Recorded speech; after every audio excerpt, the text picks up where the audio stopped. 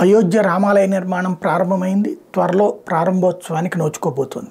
ఇక మధుర నిర్మాణమే ఫైనల్. ఎందుకంటే మధురాలో జరిగినటువంటిది అక్కడ ఆలయాన్ని కూలగొట్టి మసీదు కట్టారన్నటువంటి దానికి సంబంధించి ప్రాథమిక ఆధారాలు పురావస్తు శాఖ నుంచి వచ్చినాయి కాబట్టి మిగతాది మసీదు లోపల ప్రాంగణం కూడా విచారించడానికి సంబంధించి గతంలోనే అలహాబాద్ హైకోర్టు అనుమతి కింద మ్యాజిస్ట్రేట్ కోర్టు ఉత్తర్వుని బ్రేక్ చేయమని చెప్పి హైకోర్టుకు వెళ్తే అలహాబాద్ హైకోర్టు కూడా దాంట్లో జోక్యం చేసుకోబోమని చెప్పింది.